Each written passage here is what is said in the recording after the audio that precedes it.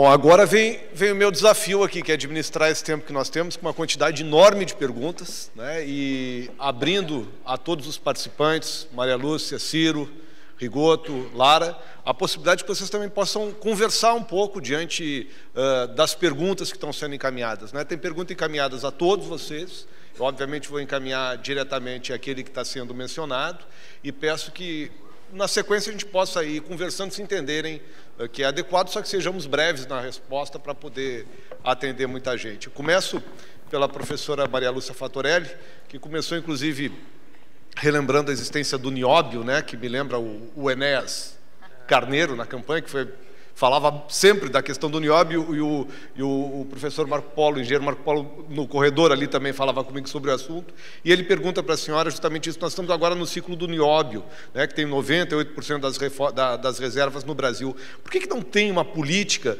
importante para o mesmo aqui, já que é o minério mais importante do mundo, a Gerdau, a CSN e Marco Polo se beneficiam disso?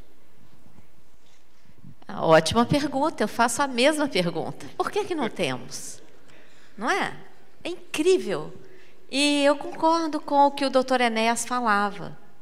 O nióbio poderia ser o lastro de uma moeda muito forte no Brasil.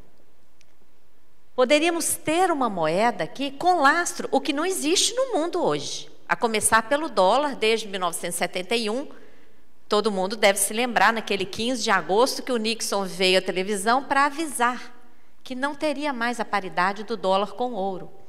Mas a decisão não foi do Nixon, nem do governo americano. Aquela decisão foi do Fed, do Banco Central americano, que é privado, controlado pelos bancos privados. Eu tenho que fazer o gancho aqui com o que foi colocado sobre o sistema financeiro, porque é isso mesmo. Essa questão da dívida, 15 anos aprofundando na investigação da dívida, já está muito claro para nós que a dívida é uma ficção.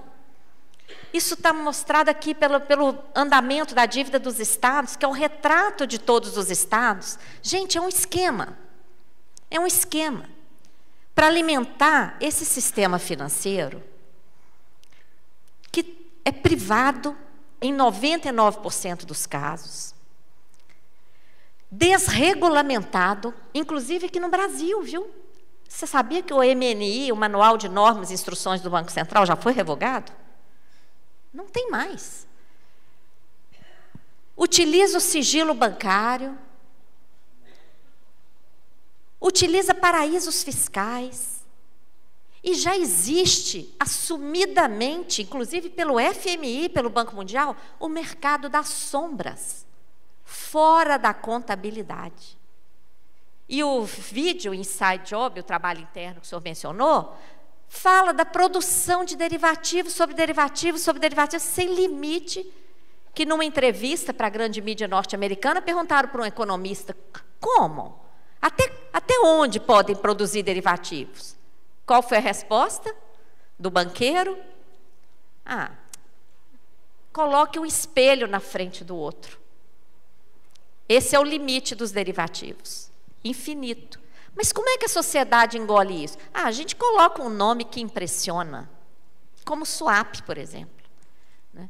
Então, gente, é esse. Então, a discussão, nós temos que, além de discutir a dívida, nós temos que discutir uma nova arquitetura financeira, porque é importante ter setor financeiro, é importante ter o dinheiro como veículo de troca.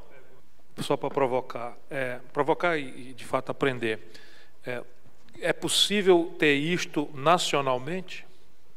Uma nova arquitetura num país como o Brasil, e o anúncio disso não provocaria uma fuga de capitais?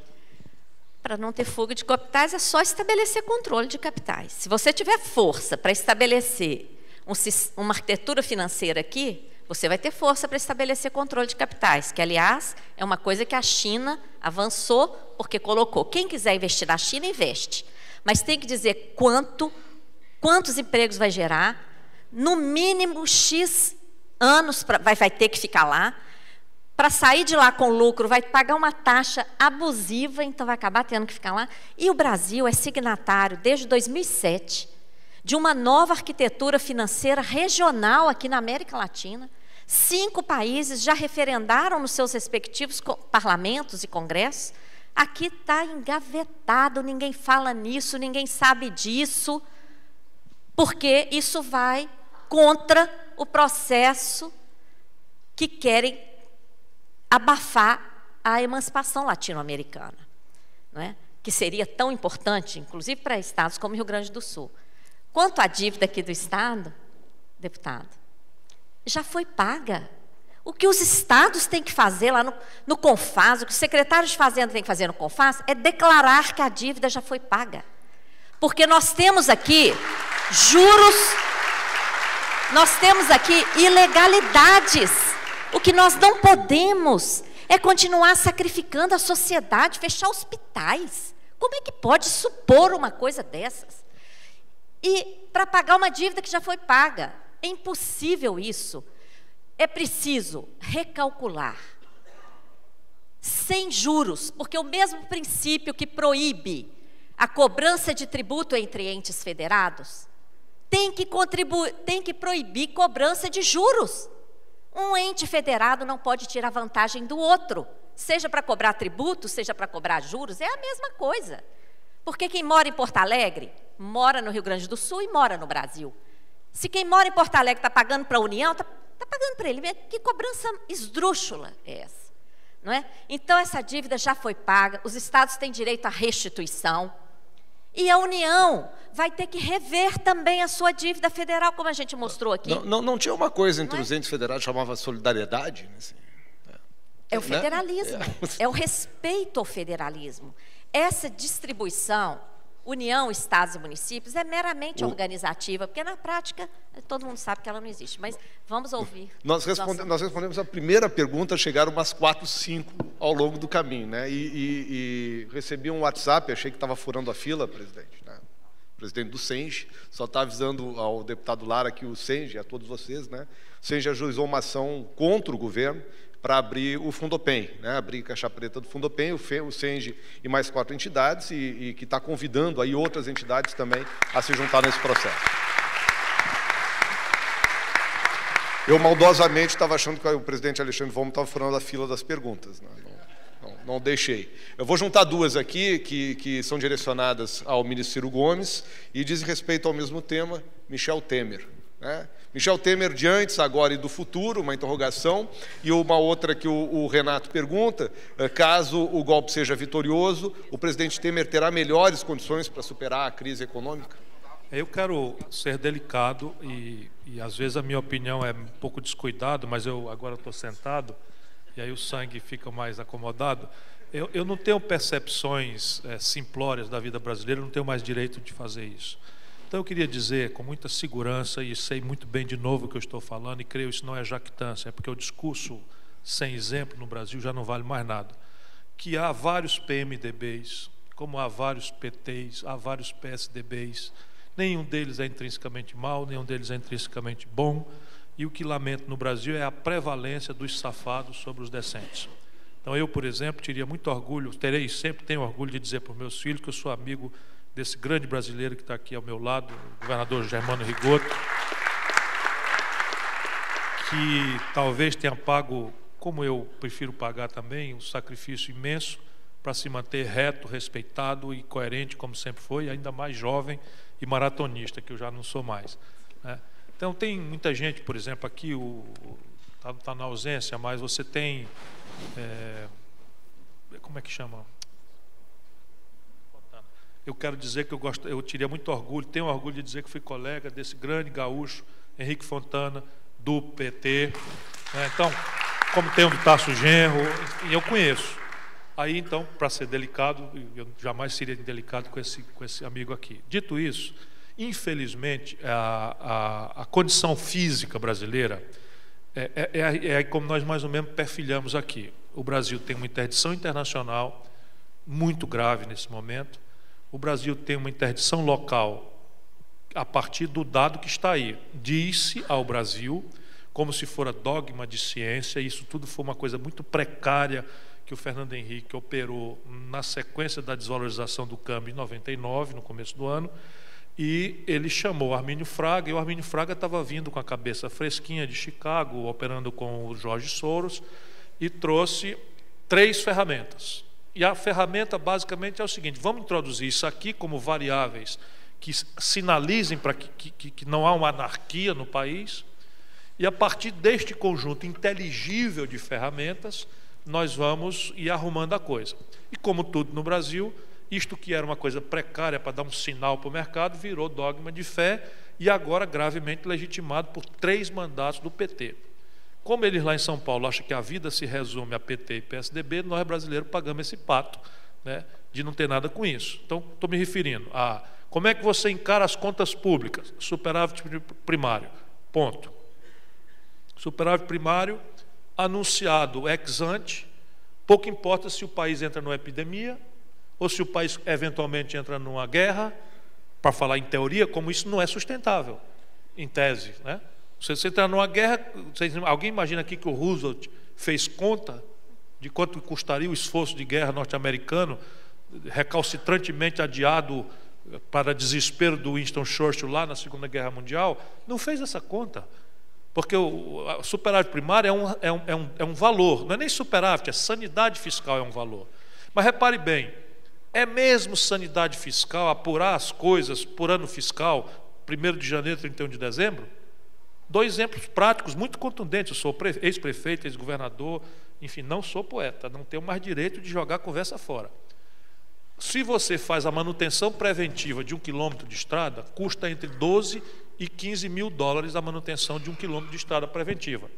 Então, você faz a estrada, ela tem uma durabilidade. Se você fizer a manutenção preventiva, custa entre 12 e 15 mil dólares por ano, por quilômetro, não por ano, por quilômetro a manutenção preventiva. Isso acontece a cada 5 anos, uma vez.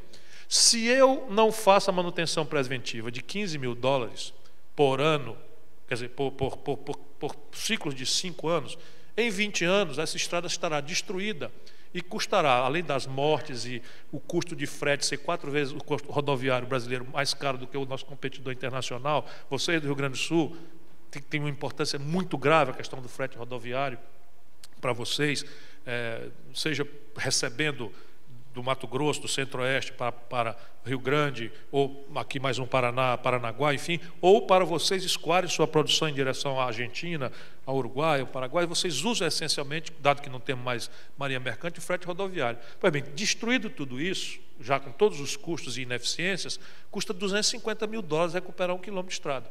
Então não é possível apurar sanidade fiscal assim. Economizar 15 sequencialmente, eu economizo em 5 anos, 5 vezes 15 dá 75, para gastar 250 mil com todos os custos inerentes. Então o Brasil não tem este projeto. Segunda ferramenta, Inflation Target. Eu chamo, não é por pedantismo, porque isto é uma inovação teórica introduzida numa literatura de 5ª categoria por pulsos ideológicos e que simplesmente, meus compatriotas, não é praticado em nenhum lugar do mundo, salvo depois do Brasil, um experimento muito diferente na Nova Zelândia. Eles aqui botaram o nome pomposo de meta de inflação. O que é isso? Eu anuncio ex ante 4 anos que a inflação daqui 4 anos vai ser 3 pontos com tolerância de 2. E o que eu faço? Eu estou tabelando uma variável macroeconômica, e se esta é a variável macroeconômica tabelada ex ante, eu estou querendo dizer, sem dizê-lo, que eles jamais nos disseram, que todas as outras variáveis macroeconômicas a esta tabelada ex ante têm que se subordinar. Portanto, taxa de crescimento, nível de salário, nível de emprego e sanidade fiscal. Já é em si uma contradição. E eu atiro com taxa de juros, que é uma impertinência. Por mais que a Maria Lúcia lembre que o Fed tem todo um jeitão privado, o mandato do Fed, que é o Banco Central Americano, é um mandato como o da Europa. O mandato do Banco Central Americano, o Fed, é perseguir a menor inflação a pleno emprego, está escrito lá. O mandato do Banco Central Europeu é perseguir a menor inflação a pleno emprego. Ninguém, nem Japão, nem China, a Nova Zelândia está experimentando e vai cair fora já já.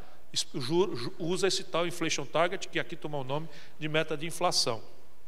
E terceiro, câmbio flutuante. O câmbio, como é um preço relativo da economia, é sadio que você não brinque muito com ele. É muito importante, é sadio que você não brinque muito com ele. Porém, nenhum lugar do mundo pratica câmbio flutuante assim, com casca e tudo, como se anuncia aqui.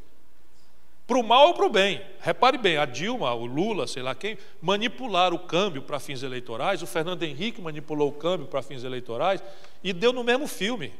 Vocês são muito novinhos, mas para mim isso não me assusta, não. É impressionante como nem sequer muda os atores. Quando eu fui governador, eu era governador, deu-se o impeachment do Collor e deu-se na sequência o escândalo dos anões do orçamento, e o epicentro dos escândalos do orçamento era uma empresa de engenharia pesada chamada Norberto Odebrecht, não sei se vocês já ouviram falar, e não foi o presidente, mas foi o engenheiro responsável deles, diretor em Brasília, preso. E naquela época, vocês são muito jovens, os computadores se alimentavam com um negócio chamado disquete, né? Então, o terror foi quando a Polícia Federal, por ordem judicial, invadiu a casa de um diretor e pegou o disquete da Odebrecht, e o pânico entre nós brasileiros, de todos os rincões, era quem está e quem não está no disquete da Odebrecht. Eu, felizmente, não estava no disquete da Odebrecht, nem o Germano Rigoto. O que não quer dizer que não puderam estar, porque sabe-se lá se aquilo mistura alho com bugalho, enfim. Mas olha o filme. Depois do Fernando Henrique, em 99, janeiro, fevereiro de 99, esse filme igual, desvalorizou o câmbio, mentindo que não ia fazer, desconstituiu-se rapidamente, a inflação foi a 12%, e o Lula foi no Congresso Nacional, na época a Câmara Federal presidida por Michel Temer, pediu o impeachment do Fernando Henrique. Cacete, não é possível que esse país continue sem aprender lição nenhuma. Estou dizendo para vocês pesquisem isso aí. Aí eu, na época, lá fui eu chamar o PT de golpista, que era importante preservar a democracia, que esse negócio de governo ruim não é a solução, não era interromper e tal. Está aí 1000 textos meus e tal, o mesmo filme, cara. O mesmo filme. Só que agora passou do limite, passou da conta, porque aquela dívida na época eram 600 bilhões de reais. Correspondia a 37% do PIB. Agora a dívida está em 3 trilhões de reais, que já corresponde a loucos 70% do PIB. E aponta para 100% do PIB, que é a iminência da iliquidez. E nós estamos brincando de moralismo, de novelizar, como se alguém estivesse na plutocracia brasileira preocupado com moralidade. Não estão, não. A Globo não quer nem saber de moralidade. Nada. Zero de moralidade na cabeça da Globo, zero de moralidade na cabeça dos dirigentes da burocracia do PMDB, zero de moralidade ou decência na cabeça do PSDB. Quer ver o que é escândalo? Anota aí. O Brasil inteiro foi distraído quando houve a desvalorização do câmbio. Eu vou terminar, porque até vou ter que pegar o avião. 3 bancos erraram na desvalorização do câmbio de 99. 3 bancos erraram. Os outros todos acertaram na mosca. Estavam vendido, terça, quarta, quinta, sexta, sábado, segunda, vendido, terça, comprado todo mundo, menos Banco do Brasil, Caixa Econômica e Marca e Fonte Sindam. Por que o Marca Fonte Sindam? Porque o Fernando Henrique enganou o Chico Lopes, Brasil para sofrer, dizendo para o Chico Lopes que ele ia continuar no Banco Central e que o negócio de uma tal banda de flutuação com um diagonal endógeno, cacete A4, é um negócio de maluco, é o que ia vigorar como política cambial. O Chico Lopes vendeu essa informação para o cara do Marca e Fonte Sindam, o cara foi lá e apostou na informação privilegiadíssima, do ninguém menos presidente do Banco Central, só que o Fernando Henrique estava operando um Banco Central privado na casa dele com o Armínio Fraga, que fez a desvalorização cambial para corrigir a distorção competitiva do país, que de fato é a única variável que melhorou. Então, Michel Temer vai resolver o problema? Não vai mesmo, porque nós vamos acrescentar agora um componente que nós não tínhamos desde a revogação da ditadura, que é o componente da negação de legitimidade ao governante do dia. Porque o governante do dia pode mudar de opinião. Eu sou um crítico azedo do governo Dilma, mas ela pode mudar amanhã. Demite o cara do Banco Central, ela pode demitir, bota um cara lá, e para fazer esse serviço até eu topo, que ela não saiba, né? Vai lá e baixa a taxa de juros 2 pontos. Simples assim, olha, é chocante, vocês não estão acreditando. Baixa a taxa de juros 2 pontos, há uma grita enorme nos jornais e não acontece nada com a inflação. Nada, rigorosamente nada com a inflação. O que vai acontecer? Você começa a reverter expectativas, que é talvez 40% da ignição da retomada do desenvolvimento, a expectativa. E hoje nós estamos com baixa taxa de formação bruta de capital e com expectativas extremamente hostis. Por quê? Porque não tem desse mato não sai cachorro, não sai coelho, não sai nada daí, a não ser confusão e violência, que é o que eu mais temo hoje em dia, violência. Assume. Aí o Michel Temer vai botar o quê? Ele vai nomear um governo de gente decente, que é para atender o pulso moral da nação brasileira. Ministro da Justiça, Eduardo Cunha, né? Ministro do Planejamento, Moreira Franco. Anota aí, ministro do Planejamento, Moreira Franco. Ministro dos Transportes, o Padilha, que foi ministro do Fernando Henrique. Foi ministro do Fernando Henrique. E eu, quando fui romper com o Fernando Henrique, disse para ele: não fico, porque o seu governo está traindo tudo que nós nos comprometemos de fazer. E pior, um homem com a sua personalidade está abrindo mão por pragmatismo, mas negócio de ladroeira, para ser responsável depois. Porra, Ciro, pegou pesado. Como ladroeira? O ministro dos Transportes está roubando e distribuindo dinheiro com a turma aí da turma dele. Falei para o Fernando Henrique na época. Qual não quer? Quem vira ministro da Dilma? O próprio. Vai mudar? Ele tem como se livrar dessa turma? Quem é que está escrevendo o documento? Leiam, pelo amor de Deus. É tudo mentira, mas as intenções formalizadas dizem claramente a que senhor esta gente quer atender. O que está escrito num documento chamado Ponte para o Futuro anuncia, para começo de conversa, desvinculação do orçamento das questões de saúde, de educação e de seguridade social. Anuncia que as políticas sociais... Como é? Não, eu estou dizendo o nome do negócio, é Ponte para o Futuro. Leiam. Anuncia o que é um neoliberalismo mofado, que nem mais os grandes teóricos do neoliberalismo, com quem discutia e debatia, um desses livros que eu escrevi, aí foi o primeiro livro em língua latina, esculhambando tecnicamente a insustentabilidade orgânica, teórica do neoliberalismo, por questões simples. O laissez-faire já tinha sido desmoralizado na experiência humana, mas modernamente você tem muito claramente a lição, o almanaque do Capivarol de economia. A economia tem 3 fatores: o fator de produção, que é capital, matéria-prima e capital humano, gente. Aí, na proporção que fisicamente se quer liberalizar a circulação de riquezas do capital e riquezas físicas, riquezas materiais, se erguem no mundo restrições envergonhantes, que o Rigoto, com a sua sensibilidade sempre, lembrou que a gente não devia jamais esquecer em momento algum, que é esse fenômeno da migração, hostilizada por neonazismo, por não sei o que e tal. Os Estados Unidos celebraram o NAFTA com o Canadá e o México, na mesma proporção em que a liberalização da circulação de riquezas foi feita, ergueu-se um muro de Berlim físico. É cachorro, é muro de concreto, é arame farpado e gente morrendo todo dia para fazer a migração para os Estados Unidos. Então já era insustentável aí. Mas eu chamei a atenção nesse livro para as assimetrias competitivas, até usando, vamos dizer, o jargão deles. A pergunta simples é possível competir abertamente com a condição de empreender sendo dramaticamente nacional? Ou discuto com quem quiser discutir a taxa de juros, que é uma condição sine qua non da produção e da competitividade do sistema? A taxa de juros é global?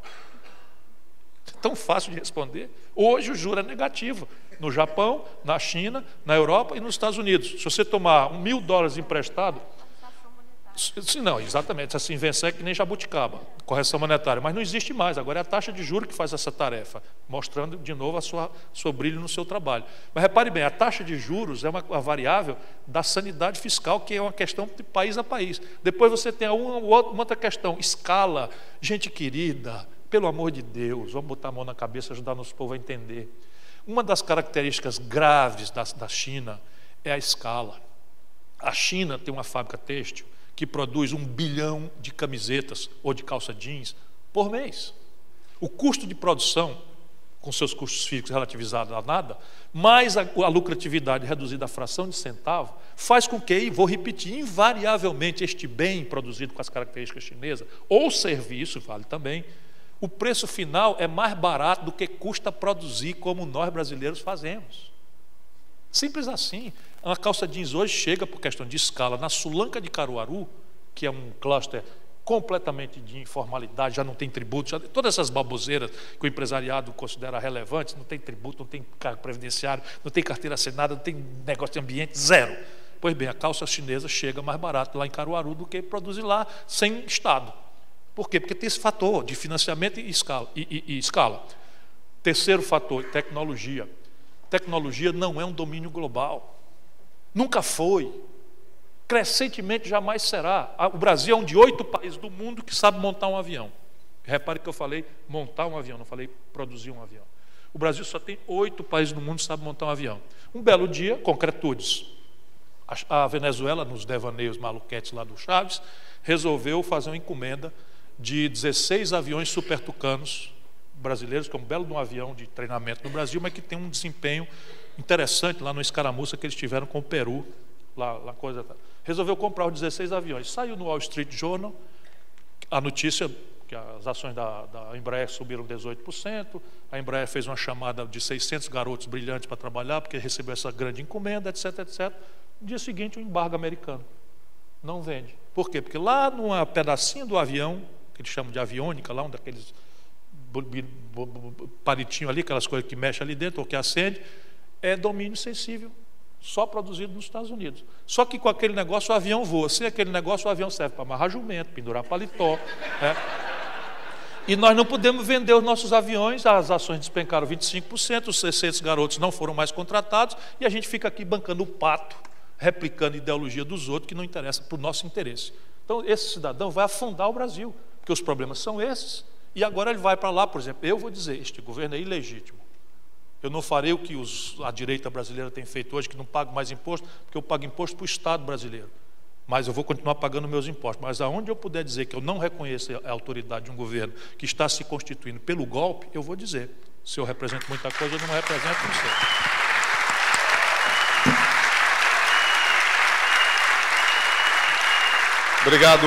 Obrigado, governador Ciro Gomes. Uma pergunta direcionada ao governador Germano Rigoto, sobre a questão da dívida do Estado do Rio Grande do Sul, que o Rio Grande do Sul optou por não privatizar o Banrisul, e com essa medida de 2001, houve um maior comprometimento da receita corrente líquida. E está perguntando ao Gilmar da FOSEF. Ele pergunta se, na sua avaliação, o Banrisul tem um custo elevado da dívida do Estado, e o que pode ser feito hoje? Primeiro, o erro que se comete é achar que o Estado tem que ser um Estado totalmente mínimo. Quer dizer, o Estado não pode existir em determinados setores, em determinadas áreas.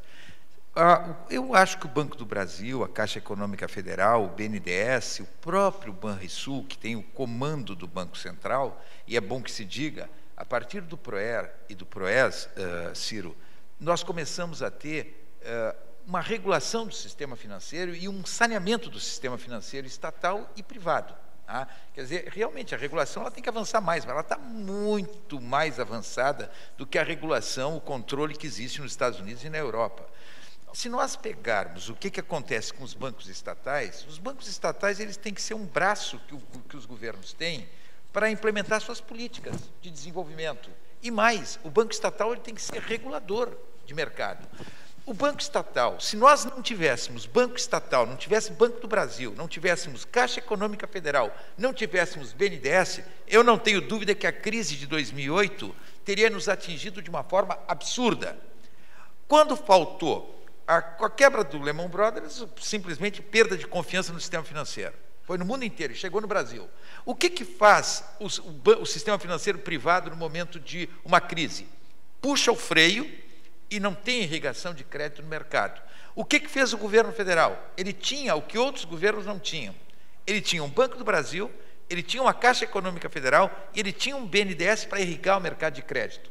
Então, nós tivemos, naquele momento, o fato da diferença, e eu quero dizer que nas diferenças que nós temos de outros países, os bancos estatais fazem diferença no momento de crise. Então, acabar com o banco estatal é um crime. Se dizer que tem que se acabar com o banco estatal, tu tem que controlar o banco estatal. Se o PROER já determinar controles, por exemplo, eu não sei se o BNDES não foi mal utilizado ao longo desse tempo, e está aí a probabilidade de uma CPI, e eu tenho a convicção que o BNDES poderia ter sido utilizado de uma forma diferente. utilizado para financiar principalmente micro e pequenas empresas, e não o JBS, o Marfrig, grandes grupos econômicos que foram financiados para a internacionalização desses grupos, ou grandes empreiteiras para fazer investimentos fora do Brasil. Então, a função do Banco Estatal, ela é de regular mercado, e a função do Banco Estatal é de também intervir naquilo que for importante num projeto de desenvolvimento de um governo. Acabar com o Banrisul é um crime contra o Estado. Quer dizer, houve uma tentativa de terminar com o Banrisul que, felizmente, a mobilização que aconteceu no Rio Grande do Sul evitou esse processo de privatização. O Banrisul dá lucro para o governo. O Banrisul hoje é controlado, ele não é cabide de emprego. Eu, governador, o secretário de Fazenda, o presidente do banco, acabou aquela história de um canetaço do governador, do secretário da Fazenda, do presidente do banco, passar por cima de um comitê de crédito, como antigamente acontecia. Que os bancos eram dirigidos de uma forma totalmente irresponsável para fazer favores para quem governava. Hoje tem controle sobre o Banco Estatal nesse sentido. Segundo, não é cabide de emprego. Não tem aquilo que era antigamente os bancos estatais. Então, o Banrisul, ele dá lucro para o Estado. O lucro do Banrisul, parte dele vai para o Tesouro. E o Tesouro resolve problemas com esse dinheiro do Banrisul. O Tesouro não tira R$1 para o Banrisul, ele recebe do Banrisul. Isso que as pessoas, às vezes, não compreendem. O Banrisul não é problema, o Banrisul é solução para o Estado. Tá? E eu quero dizer que seria um crime tu pensar em privatização de uma instituição financeira como o Banrisul. Um crime. E isso não vai acontecer e não pode acontecer. Só para André, para deixar claro uma posição, viu? Eu não coloco, eu sou vítima do Eduardo Cunha. Tá? Eu fui pré-candidato à presidência da República no momento que eu entendia que o PMDB tinha que ter uma candidatura própria, tinha que ter um projeto nacional seu, tinha que ter cara própria, um partido simplesmente que desde o governo Fernando Henrique, tendo o maior número de deputados, de prefeitos, de senadores, de governadores, de vereadores, de deputados estaduais, um partido que fica a reboque de outros partidos, sem personalidade, sem projeto nacional, sem cara própria, vinculado, se preocupando, uma cúpula se preocupando com cargos, com espaços em governo, isso foi no governo Fernando Henrique, no governo Lula e no governo Dilma, com espaços em governo, grudando no PMDB, rótulos de fisiologismo e clientelismo, e agora de corrupção, clientelismo, fisiologismo e agora de oportunismo. Tá? Quando eu vejo a decisão tomada ontem, eu acho que o PMDB tenta recuperar um pouco daquilo que perdeu. Só para terminar, André, tenta recuperar aquilo que perdeu, por não ter projeto seu. Eu fui pré-candidato contra o Garotinho, no momento em que eu prejudicava uma candidatura à reeleição ao governo do Estado, mas convocado pelo PMDB do Rio Grande do Sul, de Santa Catarina, do Paraná e do Pernambuco, eu assumi sabendo da dificuldade, que a cúpula não queria a candidatura própria, que a cúpula, metade queria se ligar ao Geraldo Alckmin e metade queria se ligar ao Lula. Eu digo, eu vou enfrentar, se eu passar na prévia, eu quero ver me tirar a candidatura numa convenção. E por 20 dias eu andei pelo Brasil e eu via o brilho nos olhos dos militantes do PMDB, das pessoas ligadas ao PMDB em cada cidade do interior, quando tu dizia o que representava ter o projeto nacional. Pois bem, eu sabia que se o Garotinho vencesse a prévia, ele não durava uma semana. Uma semana, ele seria destruído. E aconteceu isso, ele perdeu a prévia de 3-1 e o Eduardo Cunha, que era o seu braço direito e esquerdo e hoje é seu inimigo, o Eduardo Cunha bolou uma fórmula, porque ele é um gênio do mal, ele é inteligentíssimo. Ele bolou uma fórmula que simplesmente os 1.800 votos que eu fiz no Rio Grande do Sul, os 1.700 que eu fiz em Santa Catarina, os 1.700 que eu fiz em São Paulo, eles eram eliminados por 40 votos no Pará. E esta fórmula não chegou em mim, só chegou às 10 horas da noite depois de eu ter vencido a prévia. Ele comprou o meu representante na executiva. Então, na verdade, o que eu quero dizer é o seguinte,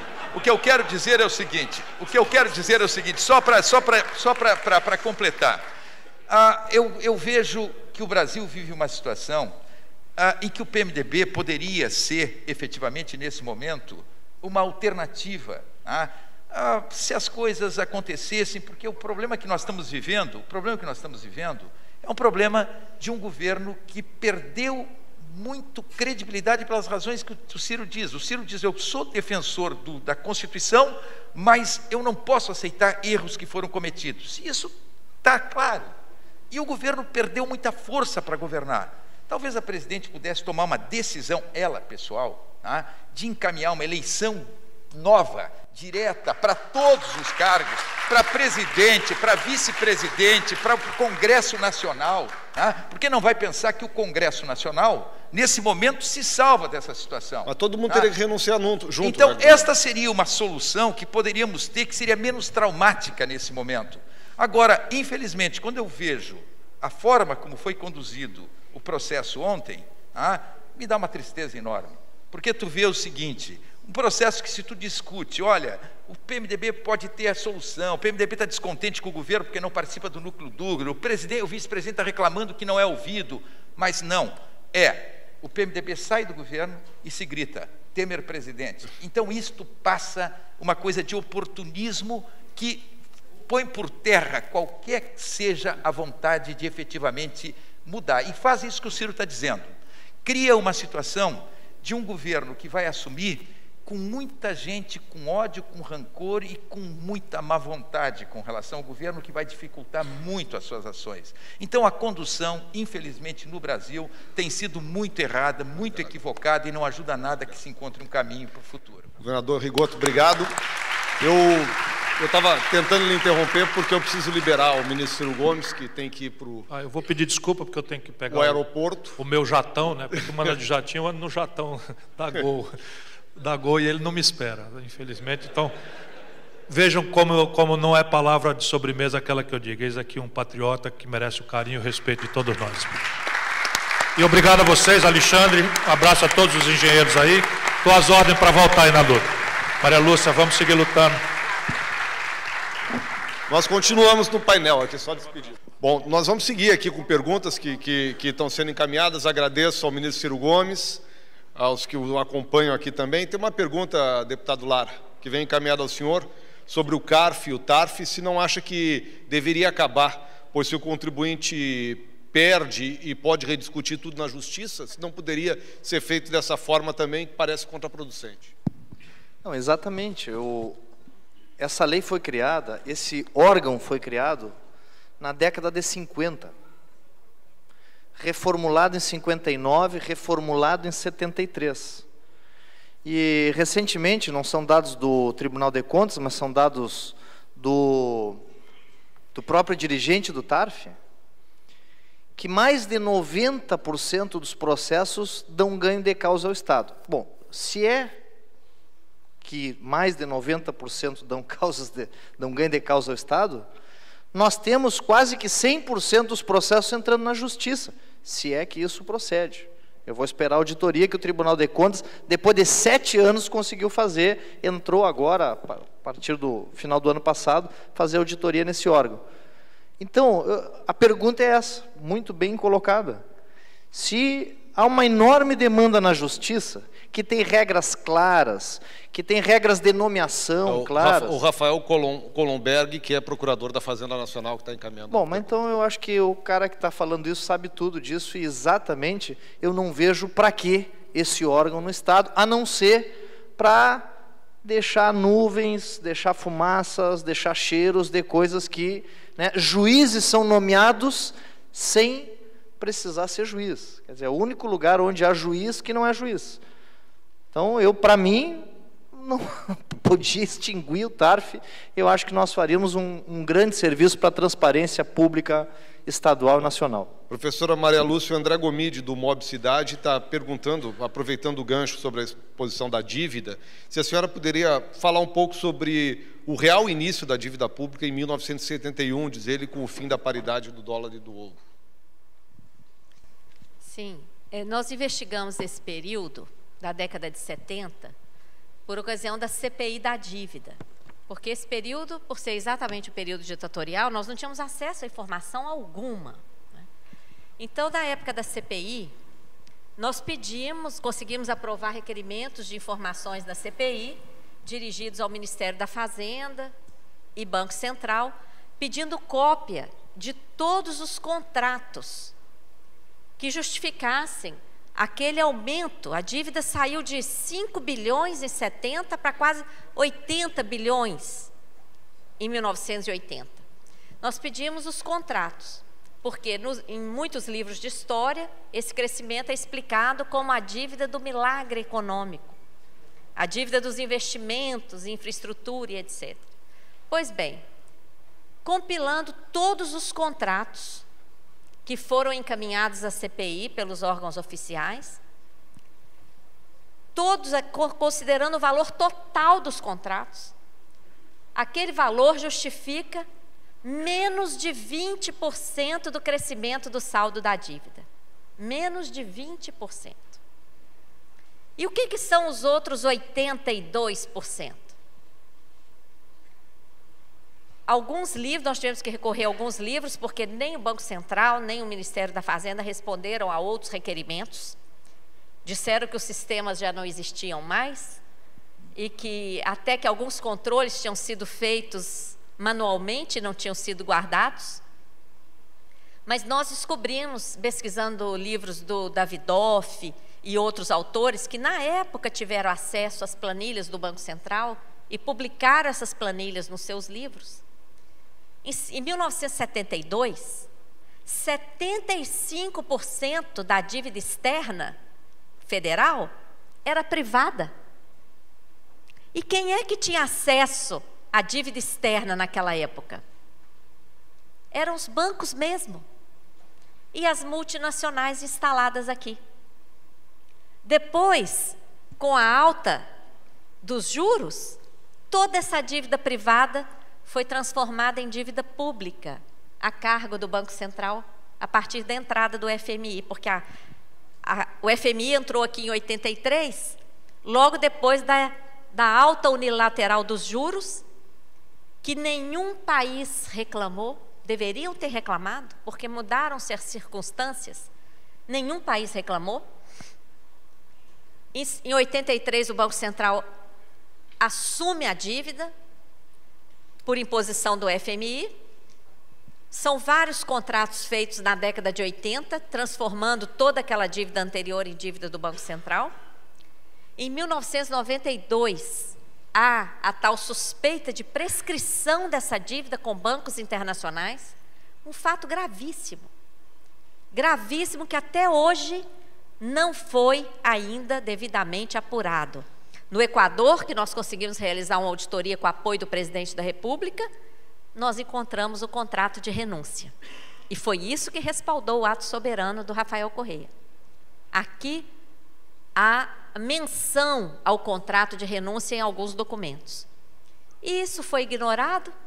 Em 94, aquela mesma dívida se transforma em títulos num processo feito em Luxemburgo, paraíso fiscal, sem transparência alguma, uma fraude completa. O contrato, quando você lê o contrato, você não acredita. O próprio credor entre aspas, o próprio banco, é que informava qual o valor da dívida brasileira que ele detinha. Ele que informava. E aí, lá em Luxemburgo, os operadores lá entregavam para ele um volume de títulos. E depois esses títulos serviram para comprar nossas empresas privatizadas. Pode. É isso. Então, começa lá na década de 70 e vem toda essa novela. Muito grato. Obrigado, professora. Governador Germano Rigoto, por que essas informações estão sendo discutidas aqui, elas não são divulgadas para os empresários, acho que é na ABMAC, na Fiergues, que ficam apenas com o noticiário da Globo News? Está querendo dizer que é a fonte de informação dos empresários, me parece. Pergunto se é um ranço ideológico por parte dos empresários nessa discussão. Bom, eu não sei, eu acho que as empresas recebem, os empresários recebem essas informações. Eu, por exemplo, ontem passei uma parte da manhã e uma parte da tarde sendo convidado para falar para executivos aqui do Rio Grande do Sul sobre o cenário nacional. E aquilo que eu disse aqui, eu disse lá. E aquilo que eu disse aqui da minha preocupação com os problemas de hoje, com as preocupações com o dia seguinte ao que nós poderíamos ter na frente, eu disse lá. Então, eu tenho procurado, onde eu ando, numa palestra pelo Brasil afora, nos encontros que tenho, alertado para essas coisas. Por exemplo, quando a gente fala nós não passamos ao largo aqui no problema tributário, tá?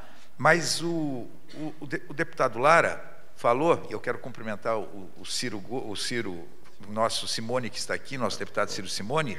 O Ciro Gomes saiu, deixou um outro Ciro do PDT. Deixou o xará, o Ciro Simone aqui. Mas eu quero dizer a você o seguinte, essa questão que o deputado Lara fala, das zonas de sombra que existem atrás dos incentivos fiscais, é uma vergonha. Tá? Esse Brasil, ele não, quando a gente fala na Lava Jato e da investigação que atinge empreiteiras, a relação público-privada, tal, a gente tem outras questões tantas que têm que ser investigadas. Os fundos de pensão, a própria utilização errada do BNDES ao longo do tempo, tá? Os problemas que vêm desde os processos de privatizações, a falta de transparência. E eu diria o seguinte, a questão da guerra fiscal é uma vergonha nesse Brasil. Tá? A forma como se dá incentivo fiscal não tem transparência nenhuma, absolutamente nenhuma. Quando se fala em unificar a legislação do ICMS e ter uma legislação única com 5 faixas de alíquota uniformes em todo o território nacional, que é a única forma de resolver o problema do ICMS e fazer com que a cobrança seja, o Ciro disse que energia e combustível, pelo interesse de São Paulo, ficou então na origem. Eu entendo que tem que se pagar, o ICMS tem que ir para o destino e não para a origem. E se for para o destino, nós vamos ter um freio à guerra fiscal. Por que tem estados que não querem frear a guerra fiscal? Eu cito, por exemplo, Espírito Santo. O Ceará do Ciro era um estado que tinha uma guerra fiscal, era muito efetivo na guerra fiscal. Mas hoje não é o Ceará. Tu pega o Espírito Santo, pega Goiás, pega Amazonas, é tabu falar em mudar o ICMS. E eu não tenho a menor dúvida por que é tabu. E esse tabu envolve setor público e setor privado. Tá? Porque, infelizmente, atrás da guerra fiscal tem zona de sombra, tem corrupção, tem incentivos dados indevidamente. Tá? Falta transparência para a questão dos incentivos fiscais. Enquanto tu tiver um sistema tributário que exija que para atrair investimento tu tenha que dar incentivo fiscal, tu não pode fugir disso. Tu tem que entrar no processo. Tá? Tu tem que disputar investimentos dando incentivo fiscal. Agora, o problema é que tem gente que age corretamente e tem gente que utiliza o incentivo fiscal de uma forma errada. Tá? Agora eu estava vendo, o governador do Rio de Janeiro está sendo processado e talvez já perdeu na primeira instância, está indo para uma condenação em segunda, tá? Porque ele deu um incentivo para Michelin de pneus e entraram na justiça contra o incentivo pelo absurdo de renúncia fiscal que aconteceu, pela concorrência desigual que determinou com outras empresas que produziam pneus lá, e está ele respondendo por isso. Olha, se colocar luz em cima da questão da guerra fiscal nesse Brasil, vai aparecer muita coisa errada, tá? E muita corrupção que aconteceu ao longo desses anos. Então, tu mudar o ICMS, tu fazer uma reforma tributária que diminua os tributos que recaem sobre o consumo, no mundo inteiro tem o IVA e no IVV. No Brasil tem o ICMS, que são 27. Tem o IPI, tem o PIS, tem a COFINS, tem a CID, tem o ISSQN, tá? Quer dizer, tributos que recaem sobre o consumo. Quando no mundo inteiro tem um tributo, um grande tributo sobre o consumo. Quer dizer, a reforma tributária é, com transição, fazer uma simplificação, uma racionalização. E isto tem a ver com também aquilo tudo que nós falamos aqui. Um sistema tributário menos regressivo, tá? Como é o nosso sistema tributário, e isso tem a ver até com o serviço público mais eficiente, porque se tu tiver um sistema tributário mais simplificado, mais racional, tu vai ter menos sonegação, menos informalidade, menos elisão fiscal, que é a busca do judiciário para não pagar tributo. Com certeza, tu vai ter mais recursos para investir em saúde, em segurança, em infraestrutura, em educação. Isso nós não temos tempo para aprofundar isso, mas é uma das questões que poderiam, junto com a dívida pública, e está vinculado à dívida pública, a gente aprofundar. Obrigado, governador. O Alessandro Gil está perguntando, deputado Lara, se a solução para as questões vitais, como o nó da dívida pública, não passa pela legitimação em instrumentos de democracia participativa. Ele fala aí da Constituinte exclusiva, legitimada por referendo, mais plebiscitos, com urna auditáveis sob a auditoria da dívida, recall de mandatos majoritários e outras coisas desse sentido. Não, eu não tenho dúvida que, nesse momento, né, pela paralisia que nós estamos, inclusive nos órgãos de fiscalização, foi dito aqui, TCU não trata de dívida pública, trata de tudo, só não trata de dívida pública. O próprio Tribunal de Contas do Estado, nós temos o Tribunal, que é o órgão auxiliar da Assembleia, ele não conseguia entrar no TARF, fazia 7 anos que ele estava tentando, olha, nós estamos tentando, não queremos ajuizar uma ação. Não, mas não tem que ajuizar a ação, tem que entrar, né? Tem legitimidade para isso. E eu quero compactuar aqui do que foi dito, não sei se foi pelo Rigoto, se foi pelo Ciro, acho que foi pelo Ciro, ou pelos dois talvez. Eu acho que nós estamos vivendo um momento da vida pública nacional que, ao dar continuidade a esse processo todo, melhor coisa que poderia fazer a presidente Dilma nesse momento era convocar novas eleições em todos os âmbitos. E para algumas questões, como a questão tributária, que diz o Rigoto, nós termos um grupo de deputados como constituintes, mas especificamente para a questão tributária, especificamente para fazer um pacto tributário. É quase que uma constituinte, se é que isso pode existir, Rigoto, quase que uma constituinte para a questão tributária no país, que é a grande, Lara, é o grande mar de corrupção que nós estamos tendo aí. Deputado Lara, essa pergunta chamar novas eleições. Eu não sei quem é que fez a pergunta, mas, na verdade, quando ele fala em uma constituinte, e eu acho que eu quis fazer a pergunta, uma constituinte revisora exclusiva, eu tenho dito que a situação que o Brasil vive vai, em algum momento, chegar à necessidade de convocação de uma constituinte revisora exclusiva. O que seria isso? O que seria isso? Fora Congresso Nacional, o Congresso continua legislando, votando legislação ordinária, mas esta constituinte, o ato convocatório teria que passar pelo Congresso, por isso só com um agravamento enorme da crise, porque o Congresso tem que aprovar e vai tirar poderes do Congresso Nacional. A população escolhe um grupo de pessoas, que não precisa necessariamente sair de dentro dos partidos políticos, para exclusivamente fazer uma reforma. Não é a reforma tributária, é a reforma política, é a reforma tributária. O ato convocatório delimitaria o poder desta constituinte revisora exclusiva, não faria uma nova Constituição. A reforma tributária, que há anos e anos se fala e não acontece por esses interesses que estão dentro do Congresso Nacional, a reforma política que teria que passar, quando a gente fala aqui nos problemas que a gente está vivendo, que qualquer presidente da República vai ter dificuldades enormes de governar com 28 bancadas dentro do Congresso Nacional, com 34 partidos legalizados no Brasil e 30 em processo de legalização. Isto não existe. 28 bancadas dentro do Congresso Nacional, 28 líderes. Isto é para não funcionar. O presidencialismo que nós temos é um presidencialismo falido dentro da situação do sistema partidário e do sistema eleitoral que a gente tem. Agora, para mudar isso, tem que passar pelo Congresso Nacional. Passar pelo Congresso Nacional uma mudança do sistema partidário e do sistema eleitoral mexe com os interesses dos próprios deputados e senadores. Então, uma constituinte revisora exclusiva, que teria um prazo de 1 ano para fazer isso, quem fosse candidato não poderia concorrer a deputado e senador, não poderia ser candidato na próxima eleição, de forma alguma ao parlamento, seria 1 ano para fazer estas reformas, se dedicar exclusivamente a essas reformas, não é fazer uma nova Constituição para o Brasil, o ato convocatório delimitaria isso. Não mistura com o Congresso Nacional. O Congresso Nacional continua votando a legislação ordinária, até mudanças que não têm a ver com aquilo que está no ato convocatório. Agora, é sonho isso? Eu acho que teria que ter um agravamento da crise tão sério que levasse a uma situação como essa e pode ser o futuro. Eu queria complementar, acho que muita gente aqui deve se lembrar do que aconteceu na Islândia, há poucos anos. Foi abafado, a grande mídia não noticiou, mas na época da crise, que assolou toda a Europa, fizeram isso na Islândia. Cidadãos se colocavam A única coisa é que eles não poderiam ser políticos,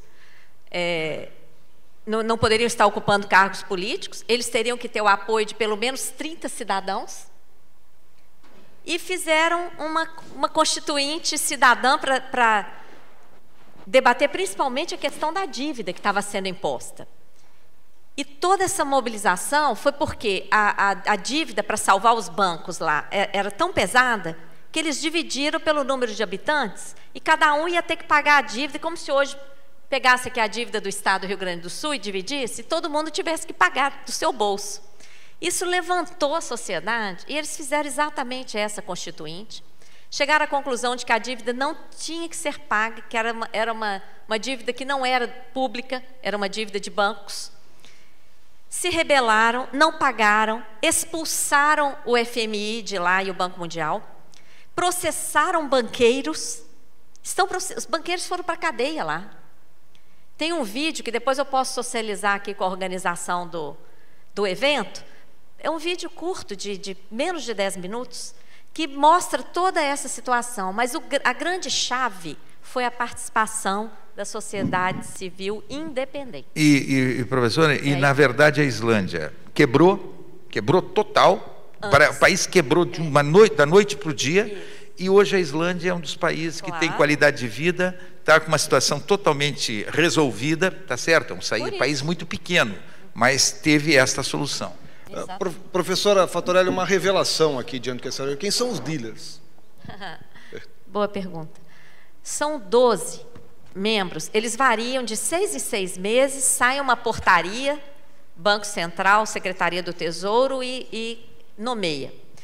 Entre os dealers, tem bancos estrangeiros, eles variam, mas o JP Morgan, o Citigroup, o Barclays, o BTG Pactual, que o presidente teve até, ele é dealer.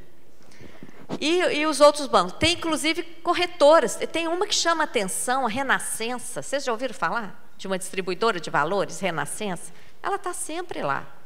Ela é um dos dealers. São 12, a cada 6 meses sai uma nova portaria. Tá?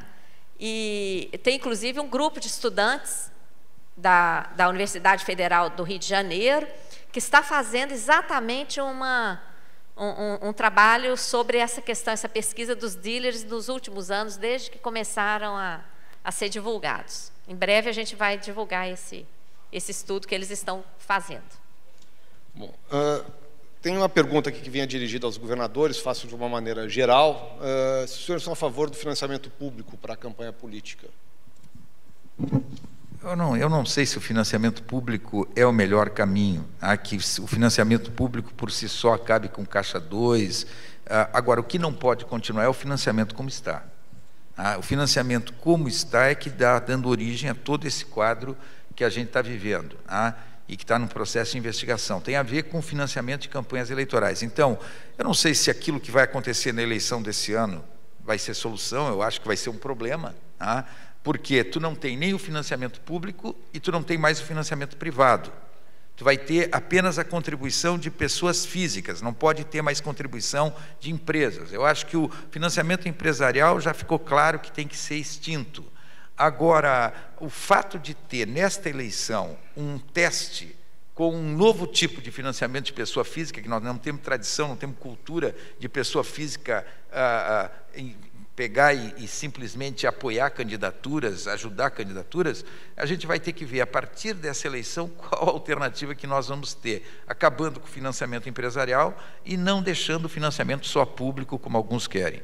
Só para completar, André, acho que eu também vejo com muita simpatia, como disse o Rigoto, esta eleição municipal vai ser um laboratório, um teste sobre essa questão de extinguir financiamento público, embora tem que ficar atento, porque muita gente vai buscar financiamento empresarial e vai tentar pegar ali 20, 30, 40 laranjas para dividir aquilo por CPF. Então, isso deve acontecer. Não, mas nessa não pode empresarial. Não.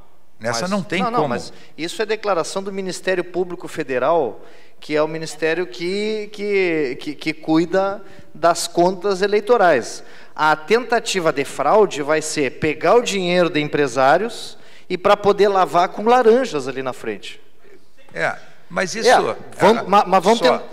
Só que, Lara, eu acho que essa eleição, tanto o Ministério Público, como a Justiça Eleitoral e como os próprios empresários por causa da crise e por causa do medo de todos os problemas que aconteceram, eu duvido que vai ter muito Caixa 2 nessa eleição.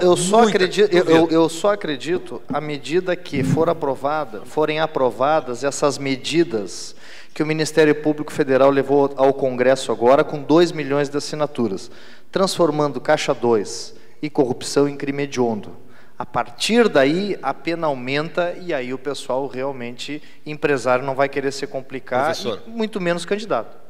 Eu vou aproveitar para fazer uma propaganda aqui da sociedade civil, porque vocês todos devem conhecer o movimento contra a corrupção eleitoral. A Auditoria Cidadã participa desse movimento. Nós já tivemos algumas reuniões esse ano com centenas de entidades, de trabalhadores e da sociedade civil em geral, associações, CNBB participa, OAB, etc. E já foi decidido contra o Caixa 2, porque o temor é que com a proibição de doações regulares de empresas, essa eleição seja a eleição do Caixa 2. Então, os comitês já estão se organizando, já tem gente preparando cartilhas. Então, é importante que a sociedade civil aqui do Rio Grande do Sul se prepare para organizar esses comitês em cada sindicato, em cada associação, enfim, em todos os lugares, para combater, para a gente realmente passar esse país a limpo, né? Muito grande. Então, repito o convite para a sessão de autógrafos logo em seguida, né, da professora Fatorelli. O Senge tem na sua sede, aqui em Porto Alegre, também a lista, professora, para que todos possam lá assinar na questão contra a corrupção, que encaminhada ao Ministério Público Federal. Né, a sede do Senge, obviamente, todos sabem, ali na Avenida Érico Veríssimo. Algum de vocês quer fazer uma manifestação? Eu só gostaria de dizer o seguinte. Primeiro, cumprimentar o Alexandre e toda a direção do Senge mais uma vez, pela organização desse evento. Segundo, todos os que participarem. Olha, é difícil a gente ficar, já são indo para 6 horas da tarde, teve de manhã e de tarde, e com o plenário com tanta gente, mostra o interesse. Eu acho que professora, a sua ideia é excelente. Eu quero colocar... meu e-mail é rigoto@germanorigoto.com.br, tá? E tem o meu site também, do Instituto Reformar, que de repente a gente tem feito uma discussão desses temas como esse através do site. Então, eu estou me colocando à disposição para aquilo que precisar, que o Senge precisar, na continuidade desse trabalho. Quero dizer, professora Maria Lúcia, que a senhora tem uma tarefa muito grande pela frente, porque a senhora, mais do que qualquer um de nós, tem essa bagagem, esse conhecimento e essa experiência, inclusive, fora do Brasil. Tá? Então, esse seu trabalho realmente merece não o aplauso, mas a certeza da continuidade. Tá? E eu acho que é só a sua vinda aqui, ao lado do Ciro Gomes, essa pessoa que a gente aprendeu, como eu disse, a respeitar pela sua coragem, pela sua clareza de posições, do lado do Lara, aqui que a gente já conhece há tanto tempo. Mas eu fico, André, muito feliz de poder ter participado desse evento e esperando que o Senge realize outros, dando continuidade, como diz o professor, dando continuidade a esse seminário. Muito obrigado. Obrigado, governador Rigoto, professora Fatorelli.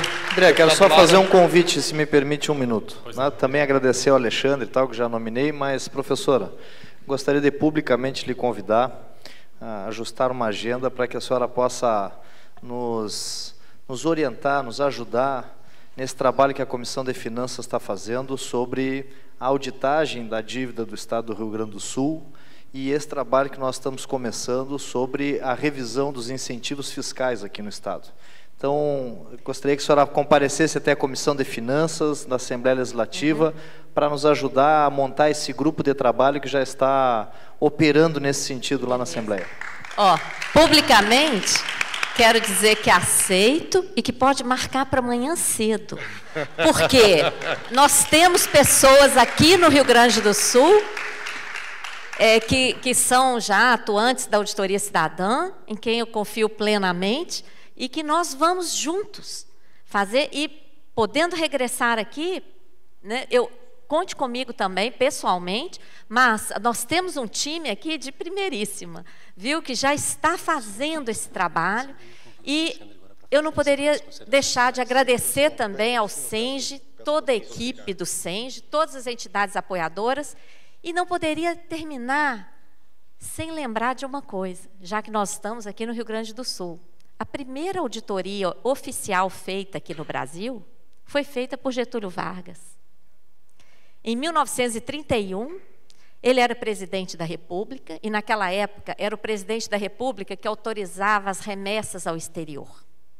E de tanto, todos os dias, autorizar uma pilha de remessas, ele resolveu determinar ao seu ministro de Fazenda, que era Oswaldo Aranha, que levantasse os contratos. Qual foi a grande surpresa? Apenas 40% da dívida tinha documento.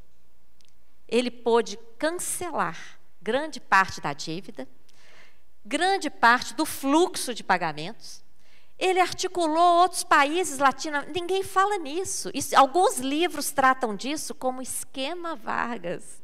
Não falam em auditoria. Ele fez a auditoria, ele articulou com mais 9 países latino-americanos. Então, nós temos uma experiência histórica, um aprendizado, né, com Getúlio Vargas. Então, nós precisamos retomar aí essa agenda, e é uma honra para a Auditoria Cidadã, um movimento feito de trabalho voluntário, inteiramente entregue ao país, poder contribuir, aceitar o seu convite. Viu? Concordam? Concordam, amigos do núcleo aqui? Está apoiado, né? Então, pronto. Amanhã cedo, pode marcar. Obrigado, professora. Obrigado aos participantes. Convido a todos que permaneçam aqui para que a gente faça o encerramento do evento. Em meu nome também, muito obrigado pelo SENGE, pela enorme oportunidade de estar aqui absorvendo o conteúdo no dia de hoje. Eu convido agora o presidente do SENGE, Alexandre Vollmann, para que venha ao palco para suas considerações finais do nosso seminário, enquanto mais uma vez agradecemos as presenças de Maria Lúcia Fatorelli, Ciro Gomes, Germano Rigoto, Luiz Augusto Lara e também ao jornalista André Machado. Obrigado a todos que participaram hoje pessoalmente aqui no nosso seminário e mais milhares de pessoas que acompanharam via internet. Agradeço aos palestrantes, ao André Machado, ao ex-governador Germano Rigoto, que teve se ausentar, o Ciro Gomes também. Quero dizer assim que o Sindicato de Engenheiros é um sindicato diferenciado, que dentro do seu tripé, na sua ação precípua, talvez eu vou repetir um pouco aqui do que eu falei no início, no meu discurso aqui, quando abrimos o seminário, que o Sindicato de Engenheiros é um sindicato diferenciado. Ele não deixa de fazer a sua função precípua da ação sindical, mas ele tem outros 2 pilares que os faz diferente do sindicalismo tradicional, que é justamente a qualificação permanente dos seus representados, e o sindicato já treinou mais de 1000 profissionais o ano passado, com cursos que não são ministrados em academia, são cursos que a sociedade e que o empresariado e que o desenvolvimento necessita e que os colegas buscam esses cursos. E o terceiro pilar é justamente esse, é de estar na sociedade, trazendo à discussão temas que direto ou indiretamente atinge a nossa classe, como também a sociedade como um todo. Então, esse tripé que faz um pouco diferente. Já fica o convite aqui, em junho, quando o sindicato vai fazer 74 anos, novamente nesse palco aqui, nós vamos estar discutindo a questão do agronegócio, que mantém, infelizmente, é o que ainda mantém o PIB gaúcho positivo. Então, nós vamos fazer uma grande discussão aqui. Já estivemos agora recentemente na feira lá em Não Me Toque, externando esse problema, esse debate, e vamos aprofundar aqui, me corrijam, 16 de junho, nesse palco aqui, a questão do agronegócio. E no final do ano, também o sindicato vai fazer uma grande discussão sobre sustentabilidade. Não vai ser aqui na PUC, vai ser lá no Plaza, mas também queremos discutir as várias formas de sustentabilidade e talvez tenhamos 2 dias de discussão disso aí.